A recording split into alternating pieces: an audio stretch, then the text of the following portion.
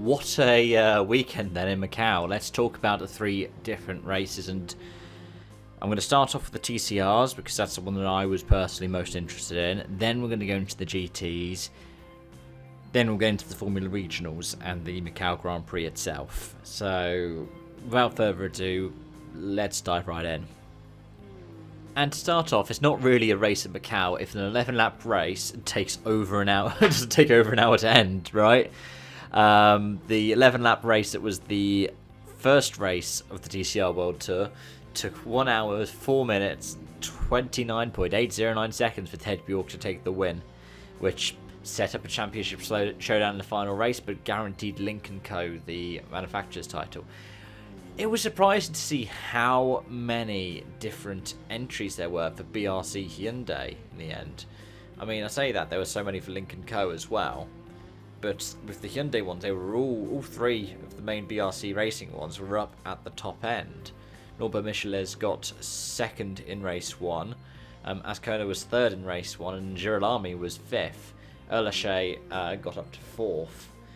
But those three Hyundais worked together really, really well to be able to benefit themselves. It was quite a fun battle to watch unfold. Rob Huff was near the back of it, as was Dusan Borkovic, who we'll talk about in a moment, because with race 2, oh boy, the reverse grid threw up all kinds of different dramas, didn't it?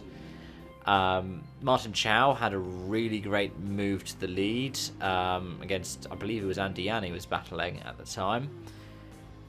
But Borkovic just charged through, and it wasn't just Borkovic though, because the Hondas locked out that podium. The Goat Racing Hondas weren't particularly strong, I would say, this season in WTCR, but they managed to lock out the podium, and then fourth place was Marchengois. Then it was the trio for Hyundai, who managed to back up Ted Bjork, because by backing up Ted Bjork, it meant that Norbert Micheles, who was fifth and the lead BRC Hyundai, was able to win the Drivers' Championship. I thought we saw Julian Monse celebrating there, who had been team principal of the WRC team, which, if I'm right in thinking, was nice to see. It's cool to see the divide between the different championships as well, one going to Lincoln Co, one going to Hyundai, and hopefully it shows that TCR is getting into a strong era. Now obviously it's backed up by having a lot of local entries during the World Tour, because there are only a few teams that do the full season. But yeah, we had a variety of different entries in Hondas, old and new, in Audis, in Lincoln Co's, and in Hyundai's. Be nice to see more of them, because TCR is a formula that I have a lot of faith in, and whilst the BTCC's NGDC era has been wildly successful, so is the TCRs after the TC1 regulations led to what they led to and the downfall of the WTCC, in my opinion. But maybe 2000s for everyone? I don't know. In the GTs, we saw the big crash for Engsler in qualifying, and I know I said it was going to be tricky. I didn't expect to see, when I was opening up my phone on a Friday morning, just after having made the preview, a big crash for Engsler. But yeah, it's good to see that he's okay. It's a shame to see that he wasn't able to take part. But wow, the qualification race was something, and we had two of the best BMW drivers going at it, right? Raffaele Marciello and Dries Santor.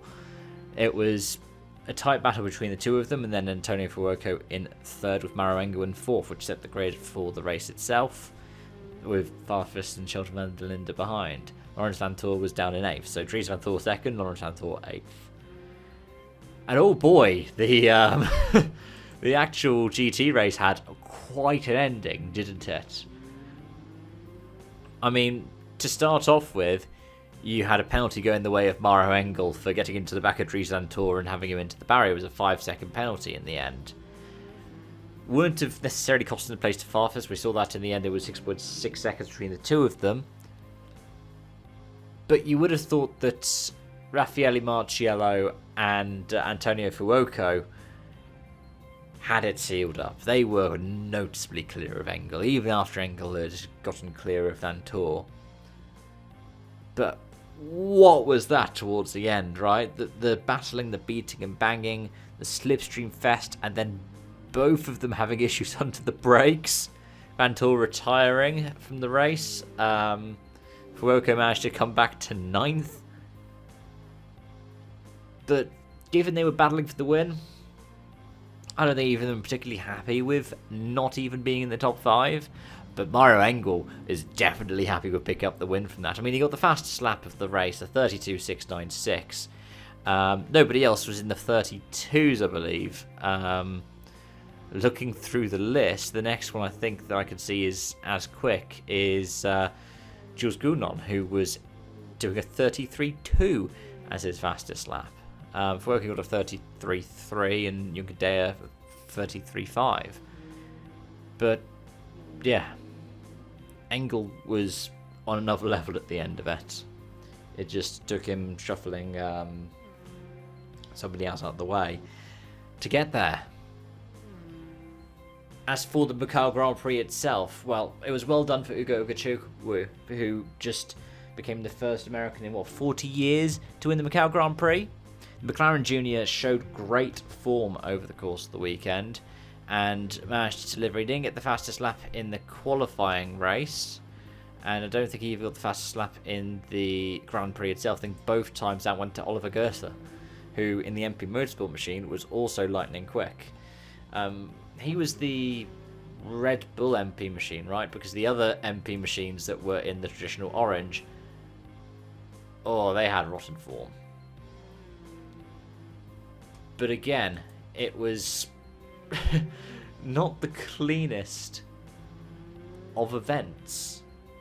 I mean, the qualifying race was 47 minutes long, and the Macau Grand Prix itself was 1 hour and 7 minutes. Granted, it's 15 laps, not the 11 laps that took an hour and 4 minutes of the TCRs, but it's not much better. Rain affected the whole weekend for all of the different competitors, and even led to races started behind the safety car. But that's the thing with Macau. It's tricky when it's dry. Throw a bit of weather into it, and it could be a nightmare. But honestly, I love the show. It, for me, has the prestige that something like Monaco has, without the downside of having Formula 1 cars going around it that are way, way, way too big. Granted, GT cars, it's hard to overtake, but we have seen people going around the outside there. And the long straight going out to Lisboa, where we saw pile-ups happening again and again and again throughout the weekend, because it's Lisboa, of course we did. You do get overtaking.